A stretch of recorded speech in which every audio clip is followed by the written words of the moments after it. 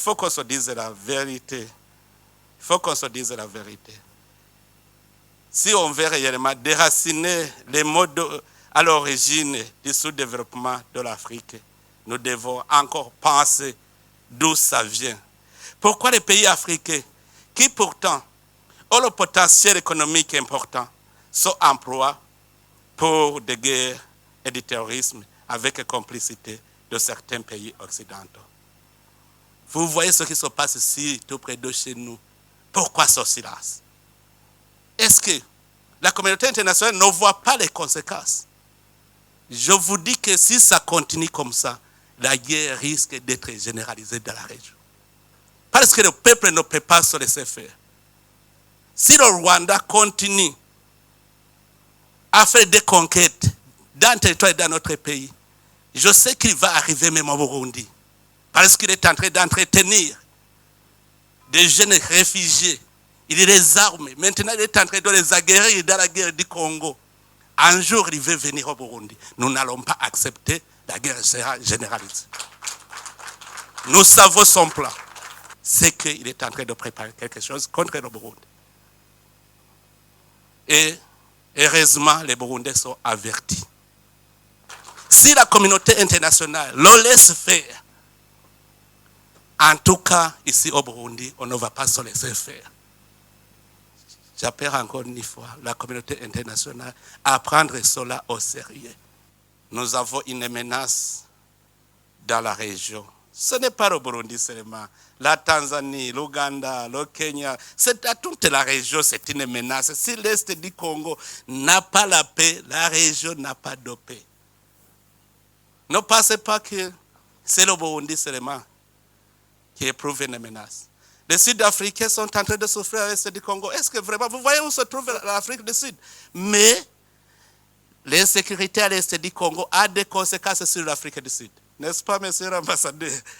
Donc, au point de vue sécuritaire, seulement nous avons cette menace à l'Est du Congo. Si vous laissez les choses se détériorer comme ils sont, sachez très bien que les conséquences seront néfastes. Et chaque pays va se débrouiller lui-même. Mais vraiment, moi, j'ai un plan que j'avais proposé à la région. Je sais que si ce plan était respecté, on serait en paix. Parce que vous savez, si le Rwanda justifie sa présence par la présence des FDLR, est-ce que ce n'est pas une question qui peut être résolue pacifiquement? Sacrifier le peuple congolais, tuer des millions de gens, sous prétexte qu'il y a une menace. Est-ce que cela ne peut pas être réglé sans verser le sang des innocents? Je sais que la RDC et le Rwanda peuvent s'entendre très bien sur la gestion de ce mouvement. Moi-même, je disais qu'il faut une coalition internationale de lutte contre les groupes armés étrangers à l'est de la RDC. Comme ça, ça va garantir le Rwanda et ça va aussi permettre au Congo d'entamer le processus de paix. Qu'est-ce qui manque? Qu'est-ce qui manque? C'est parce qu'il y a complicité. Sinon, si tous nous sommes d'accord de nous mettre ensemble pour combattre tout groupe armé étranger à l'est de la RDC, ça sera fini parce que ça va garantir le Rwanda. Ça va aussi permettre au Congo d'organiser son pays pacifiquement. Ça, c'est un. Si on parle de M23, moi, j'avais essayé de me mettre en contact avec les responsables du M23. Je leur ai dit, si réellement vous n'êtes pas des Rwandais, pourquoi vous n'acceptez pas de déposer les armes et emprunter le chemin de la paix? Comme vous êtes Congolais, vous aimez votre pays. Alors, à ce moment-là, ils m'ont dit, nous sommes d'accord, parce que je leur disais, aussi longtemps que vous n'êtes pas cantonnés, on ne saura pas qui est Rwandais, qui est Congolais.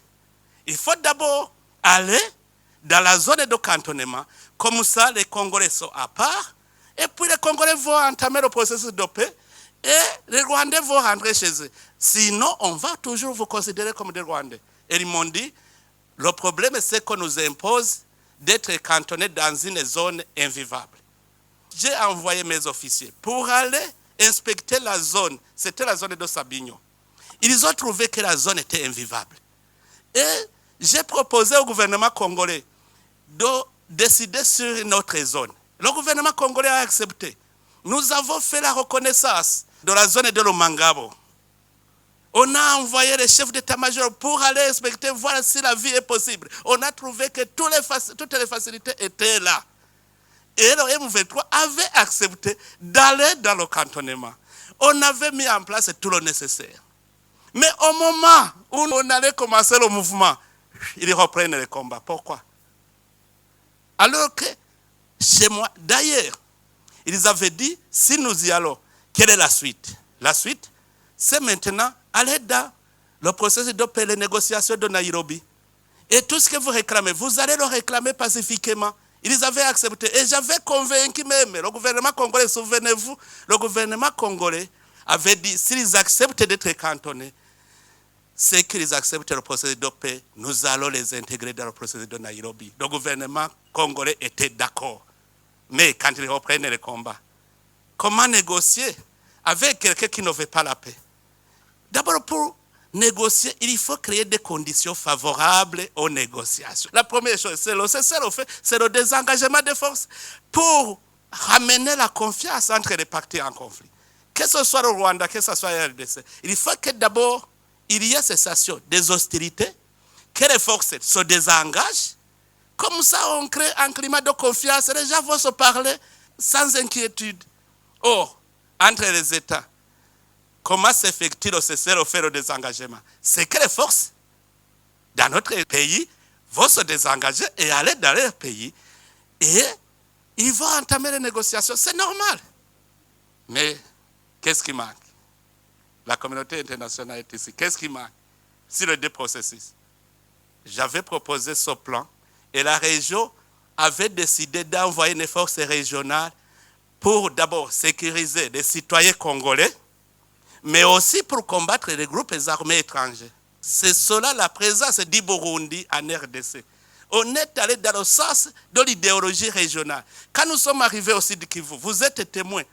La paix et la sécurité a été ramenée. On a entamé le processus de réconciliation des communautés congolaises. Jusque maintenant, c'est calme. Face à cette situation, permettez-moi de vous rassurer. Une riposte vigoureuse et coordonnée contre ces terroristes et leurs parrains est en cours. Nos vaillantes forces armées de la République démocratique du Congo, symboles de courage et de patriotisme, sont pleinement mobilisées, prêtes à défendre chaque centimètre de notre territoire. J'ai personnellement convoqué et présidé des réunions de crise avec une équipe restreinte du gouvernement, le haut commandement militaire ainsi qu'une réunion interinstitutionnelle afin d'évaluer les récents développements de la situation et de lever les options pour repousser les agresseurs et reconquérir chaque parcelle de notre territoire.